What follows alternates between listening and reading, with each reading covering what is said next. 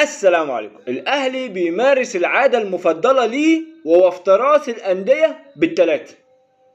الاهلي ما بيعداش كده. المفروض الاهلي يحط جنب النسر كده ثلاثه او يحط ثلاث نسور. بقى هي خلاص، هي بقت براند عند النادي الاهلي، هو اللي يكسب بالثلاثه. ومع احترامي اي حد هيقول عن النادي الاهلي اللي هو بيكسب بالتحكيم او بالحظ، مع احترامي انت كده شايف حاجه تانية او مش معانا. اولا لو بالتحكيم، التحكيم ممكن يجاملك لك مره ومره لا، يجاملك لك في هدف ماتش وماتش لا، لكن كل ماتش تكسب بالثلاثه فهي مش تحكيم خالص.